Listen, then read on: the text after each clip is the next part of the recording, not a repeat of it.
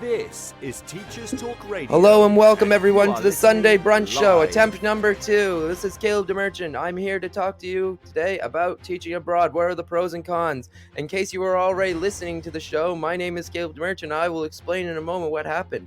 As many of you may have experienced, there's been some big windstorms here in the UK and some big problems with the internet and power. So I'm very sorry if you were listening to the previous show and now you will be listening to the new show. This is the second show. Sorry about that. We did have some technical difficulties. My name is Kalib DeMerchant. This is the Sunday Brunch Show on Teachers Talk Radio. You are listening live. Tune in live at ttradio.org, or to join in the conversation, download the Podbean app and search Teachers Talk Radio. Follow the hashtag TTRadio. Tune in, talk it out with Teachers Talk Radio. Anyways, I'm sorry, everyone. We had a bit of technical difficulties. This is our second attempt today at the Sunday Brunch Show. Of course, we've been having massive windstorms and massive issues here in the UK with power. That's me losing my power for the second time in 2 days. I had no power on Friday. I had barely any power on Saturday, about half the day, and then today we're having a bit of a flicker. So sorry about that if you were listening to the show and we got cut off. My name is Kalib DeMerchant. This is Teachers Talk Radio. Sorry about the technical difficulty again. We'll have an hour show today. That's what we'll just have to do. So, my name is Kalib DeMerchant. This is Teachers Talk Radio, and today we're talking about teaching abroad. Now, I got a little bit interrupted. I was halfway through my kind of ramble there, and I'm going to go back to talking about that. Again, my name is Kalib DeMerchant. This is Teachers Talk Radio. You can follow me on Twitter at KDM_DramaWizard to get involved in the conversation. You can get involved in the conversation at the Teachers Talk Radio Twitter page, and you can find me on my own personal Facebook if you'd like to find me there as well. Again, this is Kalib DeMerchant. This is the Sunday Brunch Show, and this is Teachers Talk Radio. Again, we're talking about teaching abroad. What are the pros? What are the cons? What are some ways people can get into teaching abroad? I'm going to quickly kind of reduce what I was talking about before, which is my experiences of teaching abroad. In case you haven't tuned in the show before, my name is Kalib DeMerchant. I am from Canada originally. I taught in the UK now for about 8 years, and I was a teacher in China for about a year and a half. So I have some experience teaching abroad, I would say. I was also, when I was a teacher in Canada, I taught an ESL course. So I worked with ESL. I know today we say EAL, which is definitely more appropriate, but this was called an ESL course. So let me tell you my experiences. I was telling you about, before I got interrupted again, though, last time I'll mention it, we had a little bit of technical difficulty again. Flicker of the power. Things went a bit haywire here, but everything's all good. We're back. We're back live again. We'll have an hour show today. So I was talking about how when I was a kid, I really wanted to teach abroad. I always wanted to teach in England specifically. So I worked towards becoming a teacher in England. That's what I always kind of wanted to do, was become a teacher in England. I thought about being a lawyer too, so I was torn between either becoming a lawyer or becoming a teacher. I then had to choose what I wanted to do in university, so I did my honors in English, I did a major in philosophy, and I have a concentration in drama. Because to be a teacher in Canada, to qualify, it's quite competitive. About 300 people to 400 people might apply for a course of only 90 positions. So you have to kind of put yourself above and beyond other people who might be wanting to become teachers too. So I had to apply. My GPA was quite good. I had a 3.5 GPA out of a perfect 4.0. That's basically, to become a teacher, you have to be between a 3.5 and a 4.0. So I just made it in, wanted to become a teacher. So I thought to myself, I'd like to be a teacher in Canada someday. So maybe I get some experience abroad and one day move back to Canada. Now, that's obviously not what happened, but that's just the way it goes, I guess. I wanted to go back to Canada, but I've made a good life here. I've been very happy. I get to have this wonderful radio show with all of you.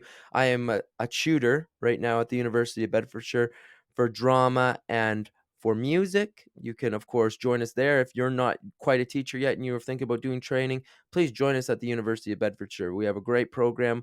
Great program. We have teachers all across London.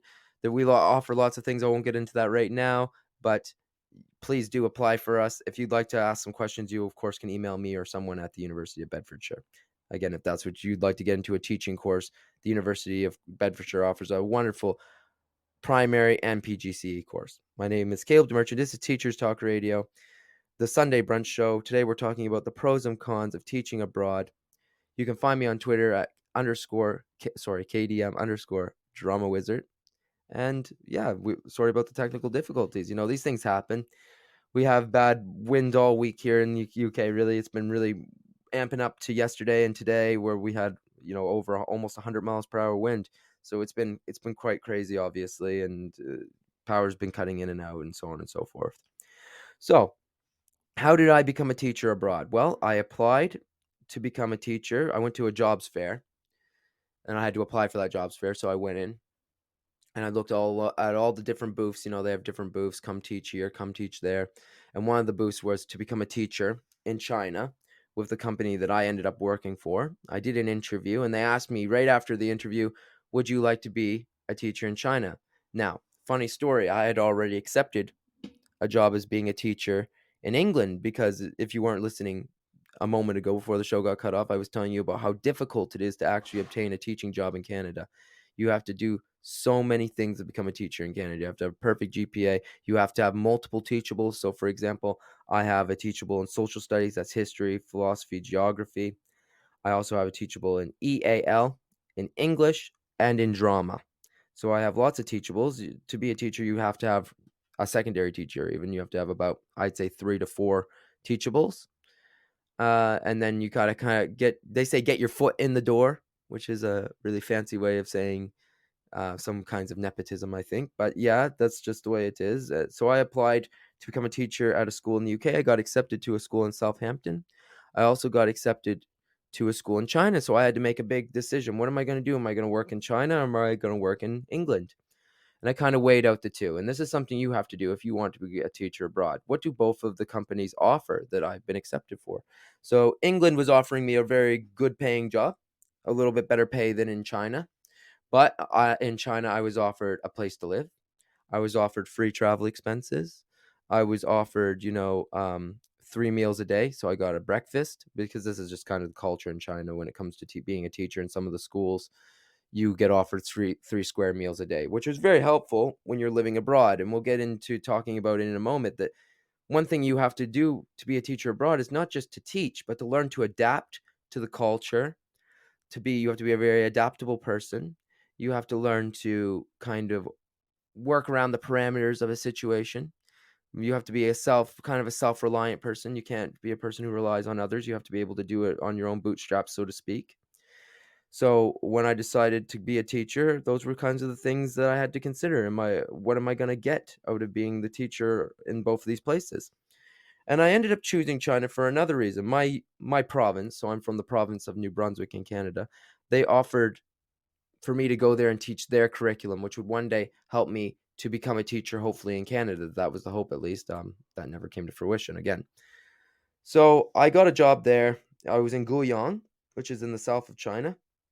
And the first thing I experienced when I went there is how wonderful the people of China were to me. Everyone in China I met was very nice, very kind, really, really happy that I was there, really welcoming. Everyone wanted to come up and meet me because, it's not like Beijing. They don't get foreigners all the time. So they were really excited to have a teacher who is from another place, but also excited.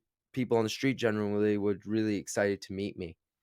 So I worked in Guiyang in a school called Concord College of Sino China in Guiyang. So that's where I worked. GCSE or something like that was the abbreviation, kind of like the GCSEs over here.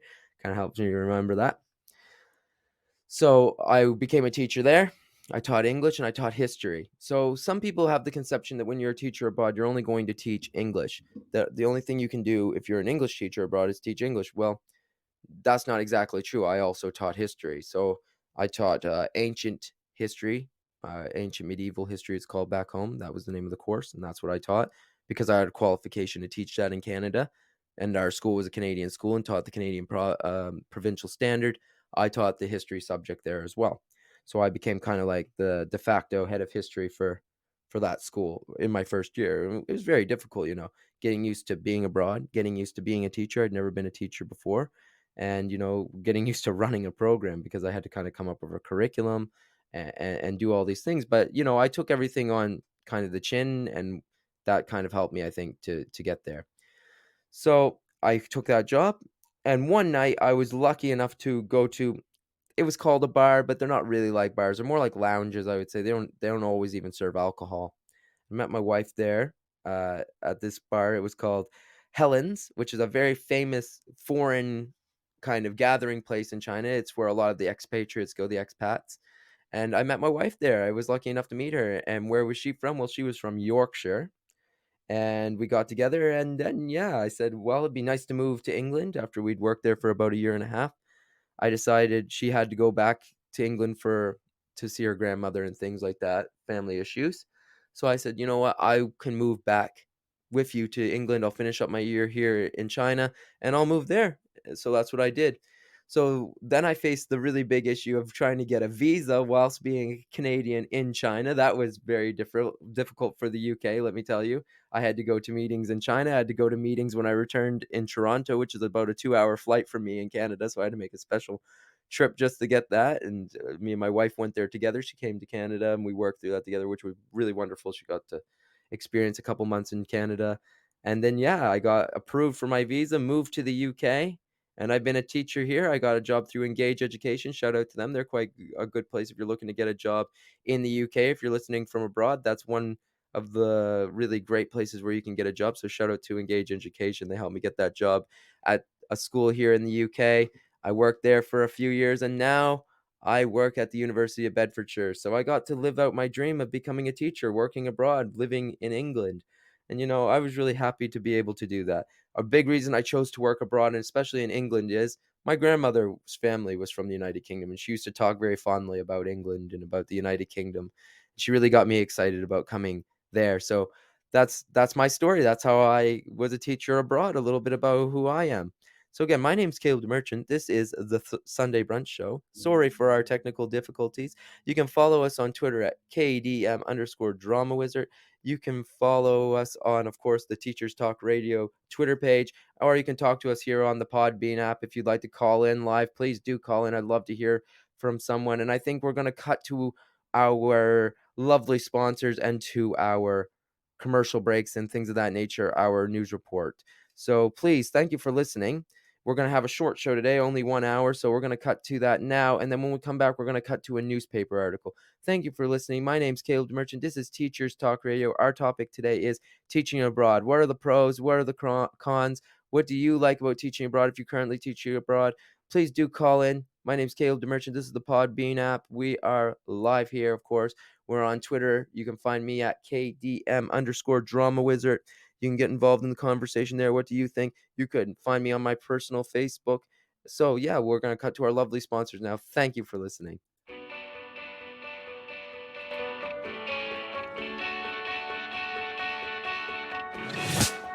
This episode of Teachers Talk Radio has been made possible with support from Witherslack Group, the UK's leading provider of SEN education and care.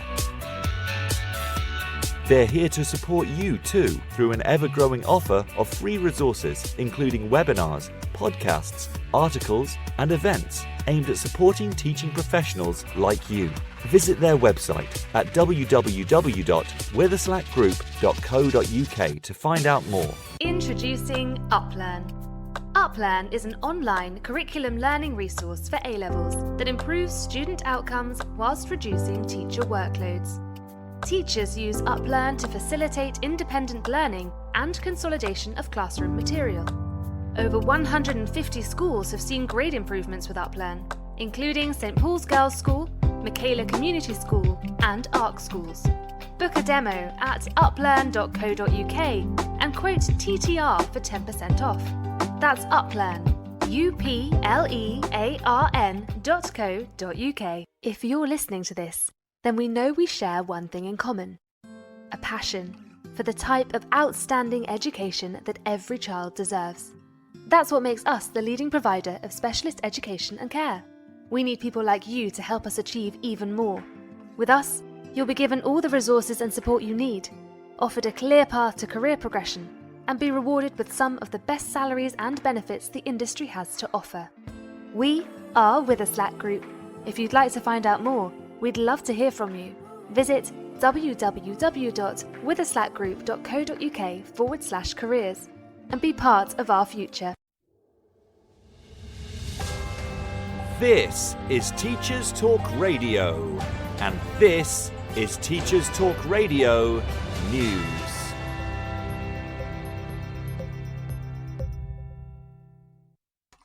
Following reports earlier this week of the UCAS announcement that 2020 to 2021 saw a surge in applicants to university from students from disadvantaged backgrounds, one of Greater Manchester's universities revealed data showing that nearly 99% of its students last year fell into one or more of the 5 core underrepresented groups.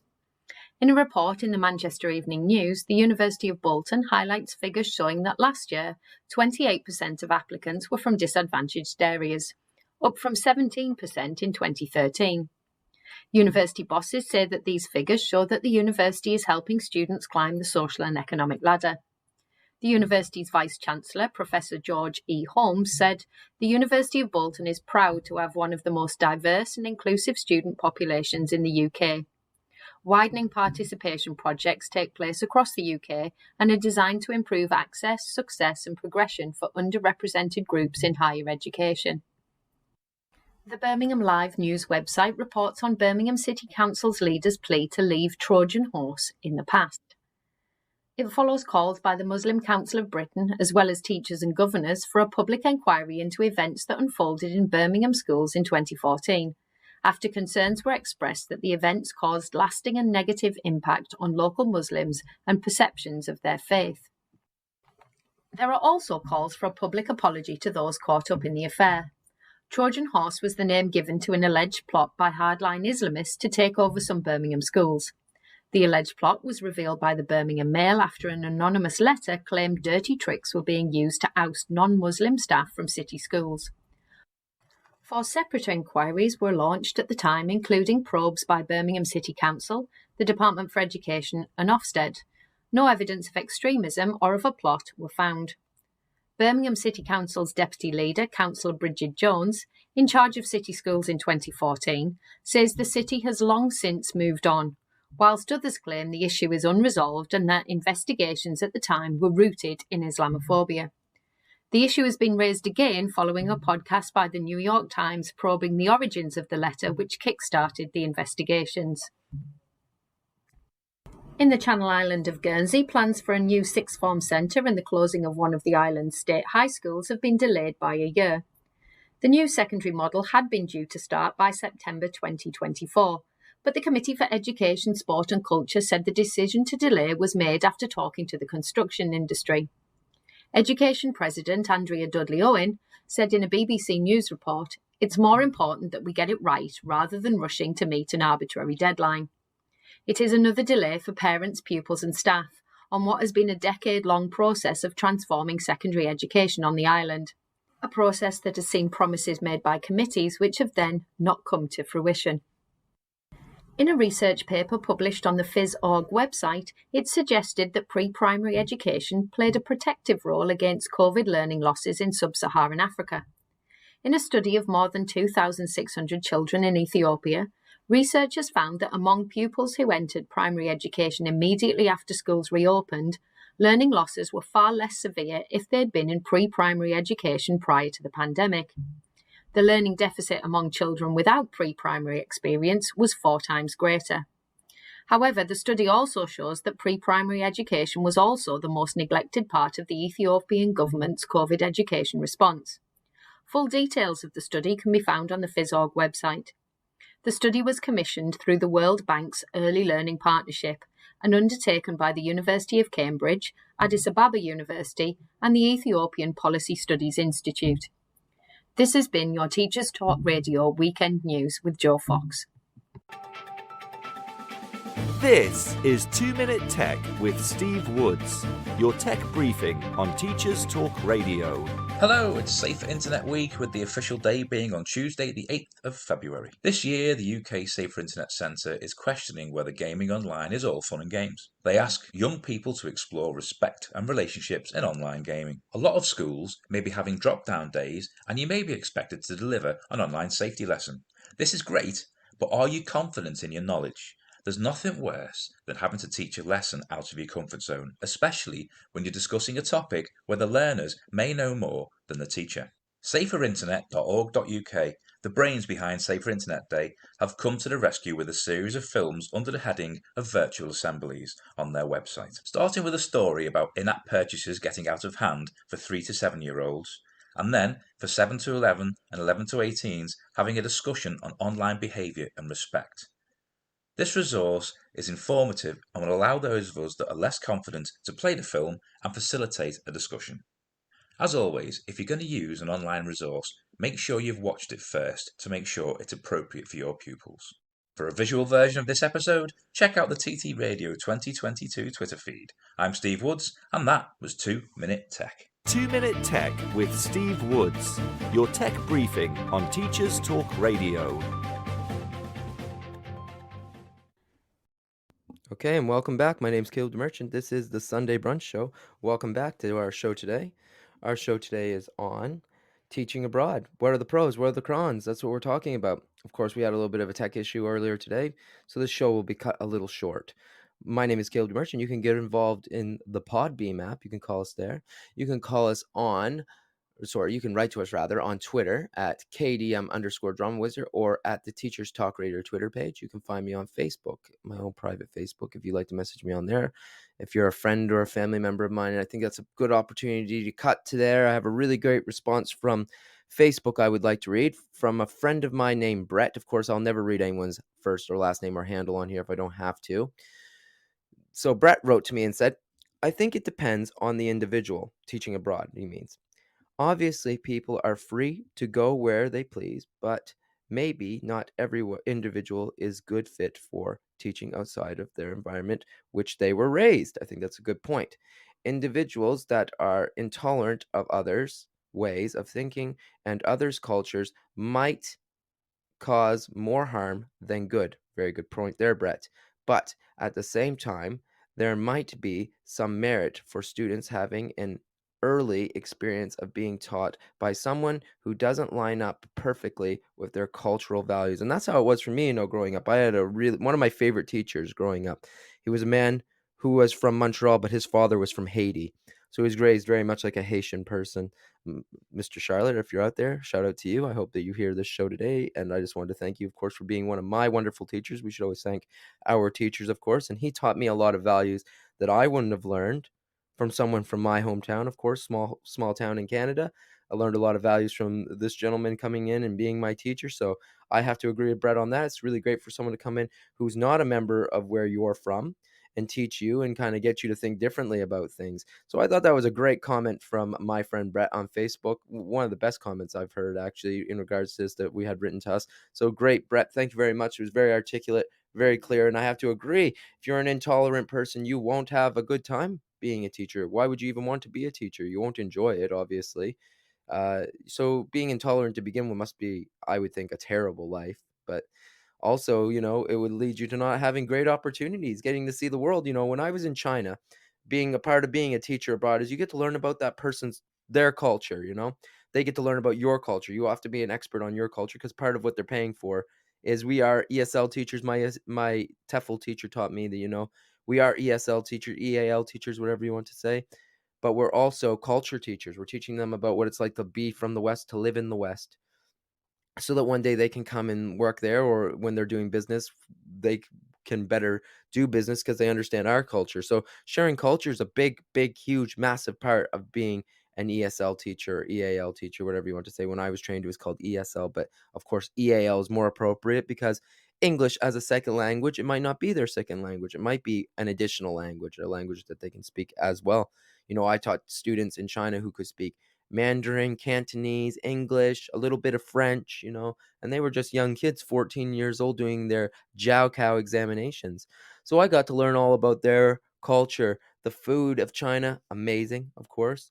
Getting to learn about the holidays. Chinese New Year was a really great experience for me. I loved going and seeing Chinese New Year's with my future wife. So we traveled around China during the New Year's. You get a break then.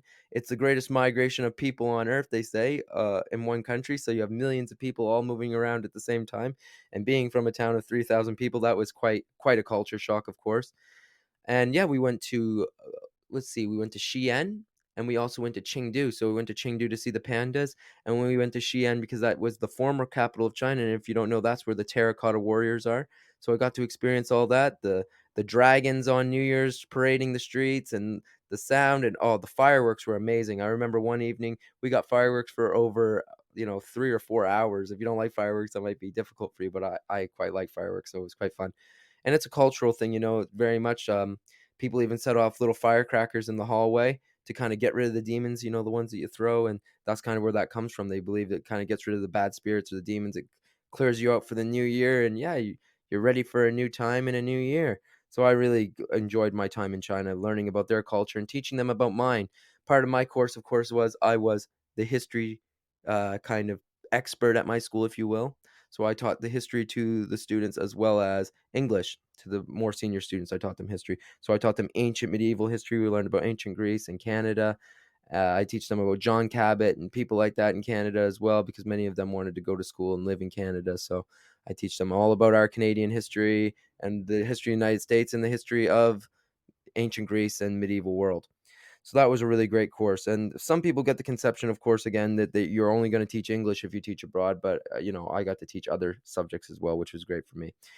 And I think now is the time to cut to one of our articles, because, of course, we're not going to have as long a show today. So I'm going to play you an article. If you have never listened to the show before, I like to play an article to you read by my lovely wife, because she has a much better voice than mine, I think. And she may argue that I have a better voice than her, but I think that she's definitely the winner. So I'm going to play an article from her. I hope you enjoy that article. Again, my name is Kalib DeMerchant. This is Teachers Talk Radio, the Sunday Brunch show. Today we're talking about teaching abroad. What are the pros and the cons? And yeah, here's an article for us. Again, you can follow me at KDM_Drama Wizard. That again, you can follow me again on Twitter at KDM_Drama Wizard. You can find me on there and you can get involved in the conversation. Here's a little article for y'all. I hope you enjoy it. University of South California. 6 reasons you should teach abroad. Teaching English as a second language abroad is an opportunity that many instructors fail to consider, but it can be an extremely rewarding and unique experience. There are many factors that draw teachers to pack up their bags, hop on a plane bound for the other side of the planet, and hold class before a group of unfamiliar faces speaking in foreign tongues. Here are 6 of those reasons. 1. The excitement of travelling. Many people long to go beyond the routine of their daily lives, to get out and see the world. Teaching abroad is one of the few professions that allows you to do that while maintaining a stable, fulfilling job. A position instructing in another country offers you the opportunity to travel to a land that people pay thousands of dollars to visit only for a few days on vacation.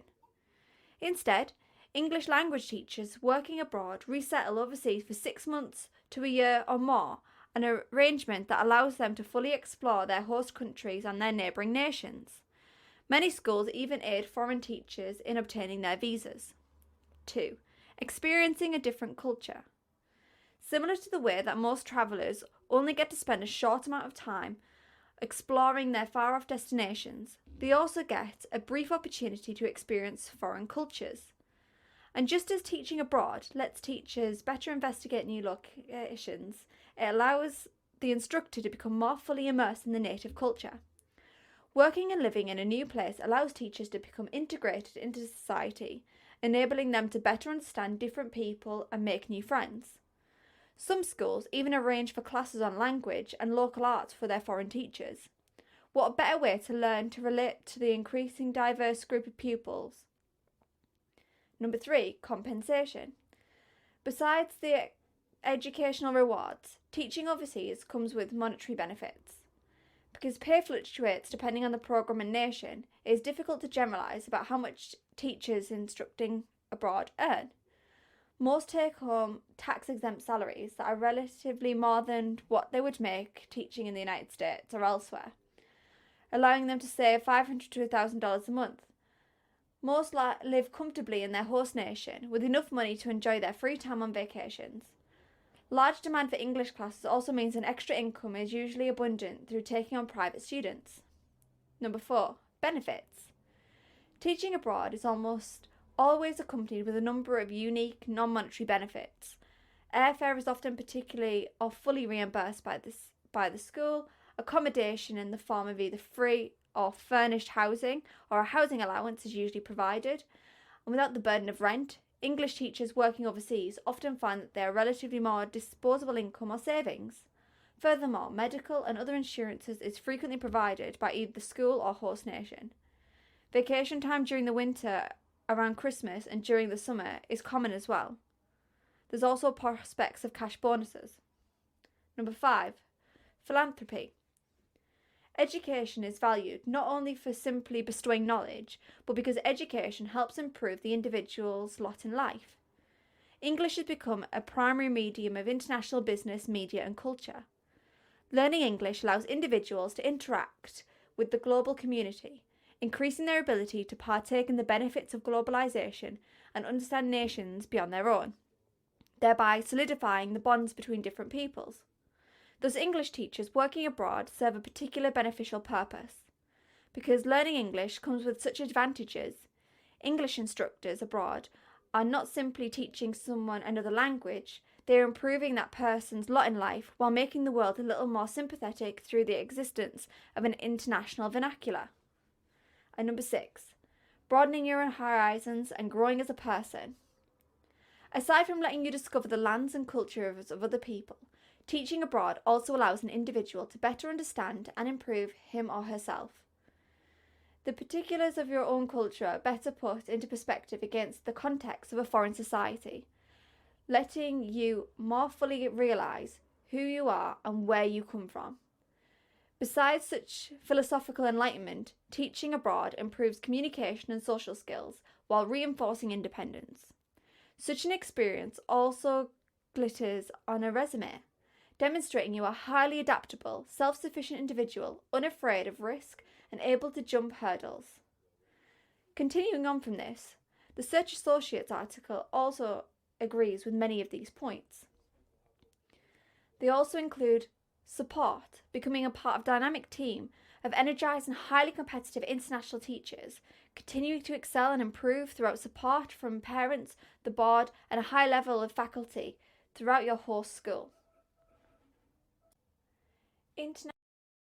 Hello, everyone. Welcome back. My name's Kalib Merchant. This is Teachers Talk Radio. Today we're talking about teaching abroad. What are the pros? What are the cons? What do you like about teaching abroad? What would you maybe think would be something you would like to do? Is that something you've considered in the past? We've talked a lot about the positives, the good things about teaching abroad. I just wanted to quickly go over some of the things that aren't bad. I wouldn't say they're bad, but misconceptions, let's say. So one of the misconceptions I think people have about teaching abroad is that the students are going to somehow be like these magical creatures that never do anything wrong, that never say anything wrong, that are just perfectly behaved all the time. And of course, being a part of a teacher's job is behavior management. That's a part of our job. Doesn't matter if you teach in England or Canada or anywhere else, you're going to have to deal with bad behaviors. That's the way it is. In China, I actually taught a behavior set, and their behavior wasn't much different or worse than a student in any other country, in my opinion. So to say, that somehow students are going to be magic creatures that never do anything wrong, I think that's a big misconception people have about teaching abroad. And the second misconception I think people have is that you will magically become rich from teaching abroad. You'll become rich in experience, and you may even make really good money. But to become rich as a teacher anywhere, I think, is a very difficult task. It's not something that's easily going to happen, is it? Not without a lot of hard work. Now, they mentioned in that article that you can have tutoring classes and make extra money that way, plus you're teaching. And I mean, if you're willing to do the grind, as I say, to grind, you can make good money as a teacher abroad, I would say. I have a friend who runs a company and teaches abroad, and he makes fairly good money. He's very happy with the money that he's making. He's going to be a principal as well at a school eventually, I would imagine, in China. So he's managed to work it out for himself. But to think you're going to magically make money if you go abroad and teach, I think that's a bit of a misconception. You won't just magically become rich from teaching abroad. So those are a couple of the misconceptions I think people have about teaching abroad. Also, if you go with the attitude that this country is going to adjust to my values, to the way I see things, to the values of my country, you're going to have a really hard time, to be completely honest. You won't enjoy it. I mean, if you're going abroad, you should want to immerse yourself in the culture. You should want to eat the food. You should want to learn about their culture. And then vice versa, the students, they're going to want to learn about your culture. That's your opportunity to talk about who you are. You want to make a pizza and show it to some people, make it for your students and show it to them. They'll love it. I did that once and they absolutely loved it, having a pizza. What I got them to do was sit down like a little pizza diner, and I put a few different pizzas on the menu. I think, pizzas we had prepared in advance, and they ordered it in English, and whatever they ordered is what they got. So if they said something kind of funny or obscure, we put that on the pizza. And that was a really good educational kind of lesson. It was a lesson that I did when I was in French immersion when I was a kid. I did French when I was a kid. Not very good at it, but I did do it. And we had to order a pizza. So I got that idea from my French teacher growing up. So getting them to order pizza and then get pizza is something really great. You can do something very tactile. We got a hello here on Podbeam. Hello to you. It says hola.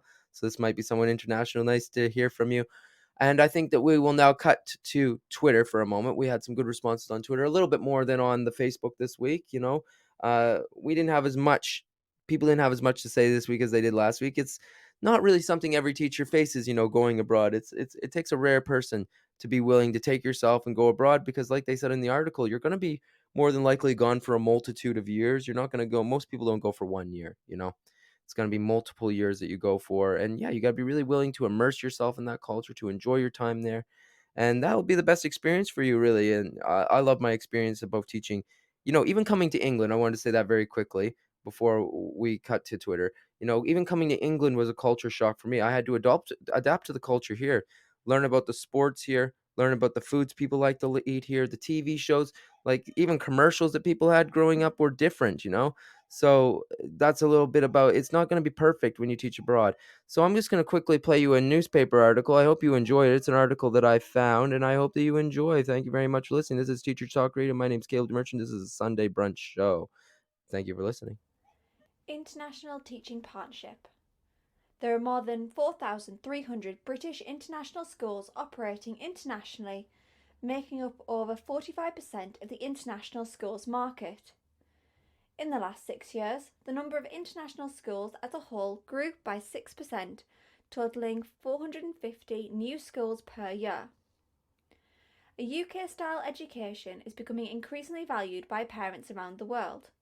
In turn, this is placing a huge demand for the skills and experience of UK teachers, with the British international school sector set up to require 230,000 more teachers over the next 10 years.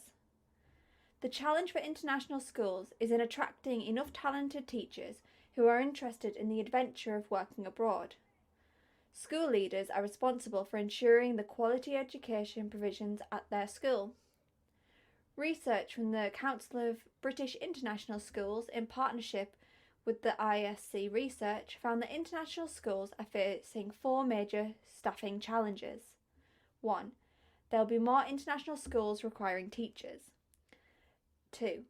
There will be more students, therefore more classes. 3. There are recruitment and retention challenges within the UK, and fewer people are choosing it as a career. And 4. There is a high number of teachers leaving the profession. Schools are having to change their recruitment tactics and packages in order to compete with increasing global competition for teacher talent. UK teachers are often the most sought after from our clients. 94% of school leaders cited recruitment as challenging, and less than a third reported always being able to get highly qualified staff.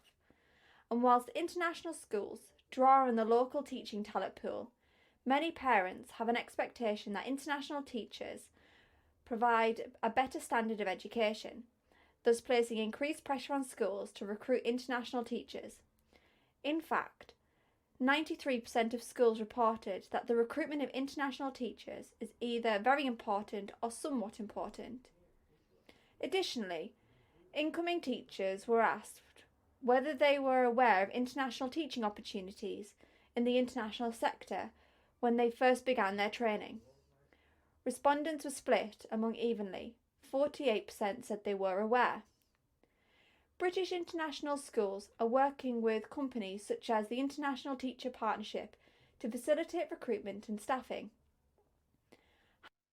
So that's a little bit about teaching abroad as a teacher in the UK. Obviously, we won't have time to play the full article like I had planned, but it gives you a little bit of an idea that you as a teacher, if you're from the United Kingdom, are desired as a teacher abroad. It's something that they want. People want people who have gotten their degree in the UK, learned the system here, and are willing to teach students abroad. So I thought that was a really interesting article that I thought maybe all of you would be interested in. Now I want to cut to Twitter, as I was saying before, the little report break there. So this is from Zoe. Zoe said, "Good. I love the good things are she loves her coastline, wonderful international community and setting in France. So getting into used to her life in France. And the bad things are the language was a bit of a struggle, which is true for most people, and I'll give a little tip about that in a moment. At first, but there was also so much politics going on, I think, around Brexit and things of that nature, which made it difficult for her and her family living in France. So I'm sorry to hear that. Politics are another thing that you have to face sometimes when you're a teacher abroad, and it's too bad that the politics of our own country sometimes can affect us teaching abroad, but that's the way it is, you know. So teaching abroad, what do I think about it? Well, I think it does help to learn a little bit of the language before you go, but do you need to know the language? This is a question I get asked all the time. If I go to be a teacher, Caleb, in China, will I need to know the language? And the answer for China is absolutely not, or Korea for that matter. I looked into both. You don't need to know the language, actually. You can go there with little to no understanding of the language. In fact, they'd rather you didn't know the language because they don't want you to speak their native language to them. They want you to speak English, and they want you to force the student to have to speak English to you. Now, that seems harsh to some people, I'll admit. But if you were a person abroad in a country, no one's maybe necessarily going to know English or the language you speak. So you actually do have to get used to being in a situation where maybe no one speaks the language. So in that way, I do agree with it. I know it can seem a bit harsh, but the students do adapt very quickly. You will see, especially the younger they are, the more quickly they'll adapt and mimic and learn the words. And, you know, they had lots of little dictionaries, visual dictionaries and written dictionaries to help them so they could look up the word if they wanted to ask me. And that gets them used to doing something they'll need to do as a speaker of another language, you know, learning to use a dictionary. People say you don't need to use a paper dictionary anymore. It's all digital. Well, you know, what if you had a situation like today where I was in, where my internet cut out, my power cut out, and you're abroad and you can't speak the language, but you have a basic grasp of it, you know, the phonetics of the language, the syntax, things of that nature, and you know how to speak the words, but you need to look up the words while having a dictionary, a phonetic dictionary even. We used to have pinyin dictionaries. Pinyin is the English written out version of Chinese or Mandarin, if you will, Cantonese as well. So, you know, we could look at that pinyin dictionary and we can find a word like chen, which means money, and it would teach you how to pronounce it using English letters and English symbols like a circumflex, accent aigu, things like that, which is, you know, more of a French symbol. But if you know what that symbol means, it can teach you the phonetics basically of the language. So I think having a dictionary is a really good tip. Having a paper dictionary, a little pocket one, carrying that around with you. I used to carry around with me as well. I would have uh, my address on a little tag that I put around my neck on a chain, like a dog tag. And I would show that to my driver. It was written in Chinese and in English. So on one side it was in English and on the other side it was Chinese. And I had like 5 or 6 of the most used things, or the things I thought I was going to use that night, on that little chain. I also carried around a little like a bigger keychain with more terms and different things written in Chinese and English. Our school provided us with that, and that was a really great thing. So if I was to suggest something that will help you, have a little keychain of printed out, laminated common phrases and words that you're going to use, and the most important ones, I would put them on like a very simple, it doesn't have to be an expensive chain. Mine was like a stainless steel chain that I wore around my neck, and also I had my name is and my little bit of medical information. I'd wear that on a bracelet. Nowadays you can probably carry it on your smartwatch, but to have it on a bracelet, if it's a serious medical thing written in the language of that country, that's a really important tip as well. I mean, I could sit here and give you tips all day. Another tip I would give is to really watch out for your housing accommodations and things of that nature when you move abroad. Make sure, you know, you hold the company to what they say they're going to do. If they say you're going to live in a certain kind of apartment, you force them to give you that certain kind of apartment, because, you know, that's a part of the deal. Don't feel like you're being stubborn or tough or you know, something of that nature. They would expect it if they came to where you lived, and you should expect it as well. You know, it's just fair to expect that you get what you were promised. So if they showed you a picture of an apartment, I know lots of people who have gone to China have been shown a picture of an apartment with a company that wasn't as good as mine, and then they ended up in a situation, you know, that wasn't so good. They ended up in an apartment they hated, you know, with maybe a more Asian style toilet, or, you know, a hard bed, because in China they like to sleep on wooden beds, and that can be difficult to adjust to. I slept on a wooden bed. I didn't mind it. My wife slept literally on a board. That's what she slept on when she was in China. Her company was very different from mine. My company tried to make it kind of like a little bit as many Western experiences as possible whilst living in China. Maybe if that's better set for you, maybe a company like hers that just throws you in the heat of the situation might be better. So we're going to cut to a word from our lovely sponsors. They make our show possible, obviously. So we're going to play what they have to say. And yeah, I hope you've been enjoying the show so far. This is Kalib Merchant, the Sunday Brunch Show here on Teachers Talk Radio. You can find me on Twitter at KDM_Drama Wizard, all one word. You can follow me on Facebook if you're a friend of mine. You'll find me there. If you'd like to message me on there, of course, I can find your messages on there. And you can follow our Teachers Talk Radio Twitter page and us on the Podbean app. Again, we're talking about teaching abroad. What are the pros? What are the cons? What do you think? Get involved in the conversation. My name's Kalib Merchant. This is Teacher Talk Radio Sunday Brunch Show. Thank you for listening.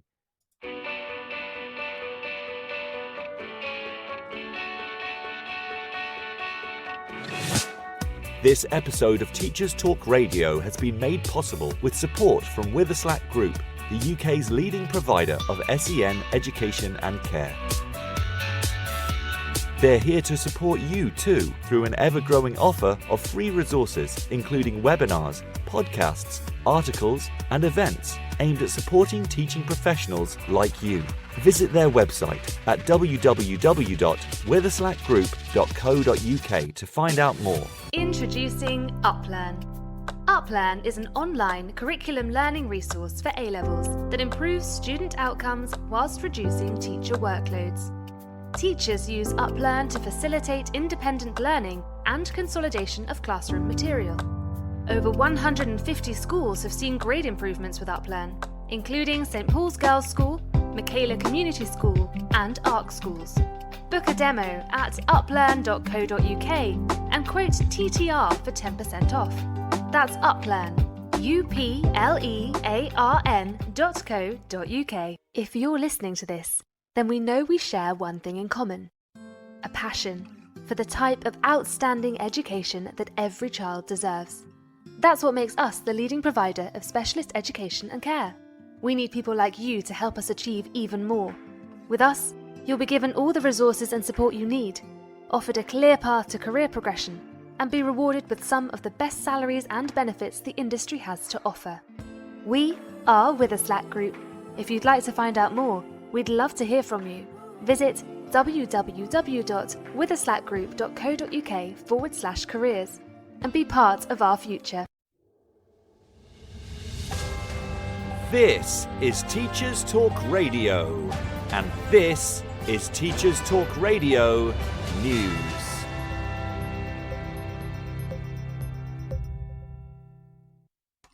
Following reports earlier this week of the UCAS announcement that 2020 to 2021 saw a surge in applicants to university from students from disadvantaged backgrounds, one of Greater Manchester's universities revealed data showing that nearly 99% of its students last year fell into one or more of the 5 core underrepresented groups. In a report in the Manchester Evening News, the University of Bolton highlights figures showing that last year, 28% of applicants were from disadvantaged areas, up from 17% in 2013. University bosses say that these figures show that the university is helping students climb the social and economic ladder. The university's Vice-Chancellor, Professor George E. Holmes, said, "The University of Bolton is proud to have one of the most diverse and inclusive student populations in the UK. Widening participation projects take place across the UK and are designed to improve access, success and progression for underrepresented groups in higher education." The Birmingham Live news website reports on Birmingham City Council's leaders' plea to leave Trojan horse in the past. It follows calls by the Muslim Council of Britain, as well as teachers and governors, for a public inquiry into events that unfolded in Birmingham schools in 2014, after concerns were expressed that the events caused lasting and negative impact on local Muslims and perceptions of their faith. There are also calls for a public apology to those caught up in the affair. Trojan horse was the name given to an alleged plot by hardline Islamists to take over some Birmingham schools. The alleged plot was revealed by the Birmingham Mail after an anonymous letter claimed dirty tricks were being used to oust non-Muslim staff from city schools. 4 separate inquiries were launched at the time, including probes by Birmingham City Council, the Department for Education and Ofsted. No evidence of extremism or of a plot were found. Birmingham City Council's Deputy Leader, Councillor Bridget Jones, in charge of city schools in 2014, says the city has long since moved on, whilst others claim the issue is unresolved and that investigations at the time were rooted in Islamophobia. The issue has been raised again following a podcast by the New York Times probing the origins of the letter which kick-started the investigations. In the Channel Island of Guernsey, plans for a new sixth form centre and the closing of one of the island's state high schools have been delayed by a year. The new secondary model had been due to start by September 2024, but the Committee for Education, Sport and Culture said the decision to delay was made after talking to the construction industry. Education President Andrea Dudley-Owen said in a BBC News report, "It's more important that we get it right rather than rushing to meet an arbitrary deadline. It is another delay for parents, pupils and staff on what has been a decade-long process of transforming secondary education on the island, a process that has seen promises made by committees which have then not come to fruition." In a research paper published on the Phys.org website, it suggested that pre-primary education played a protective role against COVID learning losses in sub-Saharan Africa. In a study of more than 2,600 children in Ethiopia, researchers found that among pupils who entered primary education immediately after schools reopened, learning losses were far less severe if they'd been in pre-primary education prior to the pandemic. The learning deficit among children without pre-primary experience was 4 times greater. However, the study also shows that pre-primary education was also the most neglected part of the Ethiopian government's COVID education response. Full details of the study can be found on the Phys.org website. The study was commissioned through the World Bank's Early Learning Partnership and undertaken by the University of Cambridge, Addis Ababa University and the Ethiopian Policy Studies Institute. This has been your Teachers Talk Radio Weekend News with Joe Fox. Hello and welcome back. This is Kalib Merchant, Teachers Talk Radio's Sunday Brunch Show. Today we're talking about teaching abroad. What are the pros? What are the cons? What do you like about teaching abroad if you currently teach abroad? What do you wonder about teaching abroad? I'm going to play you a moment some of the pros and cons of teaching abroad. I think a little article. We won't have time for many more articles today, so I just wanted to play maybe one last article to you, talk a little bit about the closing, and yeah, that'll be our show for today. So I'm going to play you the pros and cons of teaching abroad. Again, we had a short show today because I don't know what the weather's like where you are in the UK right now, but the weather here is a bit up and down again, and we've lost power the past couple of days and had it again. So I want to apologize for that, but next week will be better, hopefully, as they always say, and we won't lose power again. Again, my name's Kalib Merchant. This is Teachers Talk Radio, the Sunday Brunch Show. Follow me on Twitter at KDM_Drama Wizard. You can find me on Facebook if you're one of my friends, or you can message me on there. And yeah, that's how you can find me. My name's Kalib Merchant. Again, this is the Sunday Brunch Show. We're talking about the pros and cons of teaching abroad. Speaking of which, quickly, we're going to go to Twitter. I'm going to read a response from someone named Freya. She said, "I'm in Italy. The pros, work-life balance, climate, culture." It is a nice climate in Italy, by the way. I loved it. My visit to Italy. Peace of, I don't know what she means by that. Pace of life, I think she means pace of life. Yeah, pace of life, not piece of life. Amazing pupils. Con, for her, everything is much more independent. So in Italy, she's saying things are very, very independent. I can't speak to the Italian system. I do have a friend who teaches in Switzerland, and he told me that in Switzerland, it's kind of more supportive than he thought in the UK. He worked in the UK as well. For me, it was much more supportive in the UK than in China. China was a lot less supportive for me personally. I much more enjoyed that aspect of teaching here. And there was things I enjoyed about teaching in China, of course. I love my students wherever I teach, and that's always a pro. The culture in China was really nice to experience, and the differences. You're going to find pros and cons wherever you go. So how about we play this little article to kind of round off the show, and then, yeah, we'll have our ending preamble. Participate Learning, November 15th, 2018. The Pros and Cons of Teaching Abroad. Guest post by Kelly Finch, an American teacher who taught in Costa Rica. As teachers, we're lucky now to have the option to do what we love anywhere in the world. With so many organisations in different countries looking for international teachers, it has never been easier to teach abroad. Of course, these experiences come with their ups and their downs. Teaching abroad can be an amazing experience, but can be very challenging as well. I came to Costa Rica 9 years ago to teach English at a high school for at-risk teenagers. My first few months were hard. I was fortunate enough to be living in a supportive community with 4 other people from my country, and with their help, I stuck out for the first semester. After that, something clicked and I fell in love with teaching abroad. Looking back on my experience in Costa Rica that first year, and now reflecting on my experience working with international teachers who come and teach in the US with Participate Learning, I've come up with a few of the pros and cons of teaching abroad. Pros of teaching abroad. You learn about other cultures. Being immersed in a different culture is a fascinating experience. Every day you can learn or try something new. In my first year teaching in Costa Rica, I was able to try new foods, visit new places, practice a new language, and meet people with different ways of thinking and living. Now I'm able to share what I know about Costa Rican culture with people from other places around the world, and it has enriched my knowledge in life in a way that studying about that culture from afar never could. 2. You're able to share your own culture. I remember in that first year in Costa Rica, I planned a Thanksgiving celebration with my students. We talked about why we celebrate Thanksgiving in the United States, and they shared their thoughts and ideas with me about this holiday after learning about it. It was so interesting to see my own culture through the eyes of many Costa Rican students. Being immersed in this new culture allowed me to rediscover my own culture and appreciate it in a way I had never before. 3. You'll become a better teacher. When you teach abroad, you gain professional experience with different kinds of students, colleagues, and school communities. You can learn about the new education system and will need to adapt to the way things are done at your school in that country. This makes you more flexible and tolerant. It forces you to be a team player and ask questions, creating positive relationships with your co-workers.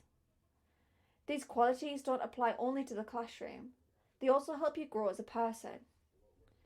After my first year in Costa Rica, I remember reflecting on this experience, and I felt that I'd grown in so many ways, both personally and professionally. And we're just going to call that article short there, unfortunately, because we are running out of time on today's show. Again, you can find the article online. That's where I found most of them, and we cited them at the beginning of each article. That was a great article about living abroad and teaching in Costa Rica. And I think it really harped about many of the things that I've said already today, that if you're going to teach abroad, you're not just going to teach the language of English or whatever language you might be teaching. You might not even just teach that subject that you're teaching. You have to also learn their culture and to teach about your own culture. So she taught them about Thanksgiving. I had to teach about all the holidays, Christmas, New Year's, so on and so forth. So I'm just going to do our ending ramble now. Thank you for listening to the show. Again, my name is Kalib Demerchant. You can find me at KDM_Drama Wizard on Twitter. You can, of course, listen to us here on the Podbean app. You can listen to us on one of your favorite podcast apps, obviously, when the show is posted up and done. And I just want to thank you all again for listening and getting involved in the conversation. If I didn't get time to really read your Twitter response or your Facebook response, I'm very sorry. We did have some technical difficulties today. We are having quite a windy day again here in the UK. Hopefully it all ends before Monday and we all have to return back to work. So what is it like to be an EL? Is it worth it to be an EAL teacher? It is worth it. Of course it is. You can have great experiences. It makes you very employable. You get to learn about a different culture. You get to see things around the world. Of course, you will miss your friends and your family. I do every day. But it is indeed worth it to become a teacher abroad and meet wonderful students and people and cultures and just enjoy this very peaceful world that we have right now and to just enjoy the world the way it is. We're very lucky to live in such a great and peaceful time that we can go to each other's cultures and see each other's worlds and just enjoy each other's ways of living and being. And I hope some of you can go be teachers in Canada. I said it's very difficult, but again, I hope many of you get the chance to go and be teachers there if you're not from Canada, especially to teach the students about your wonderful way of living and your wonderful culture.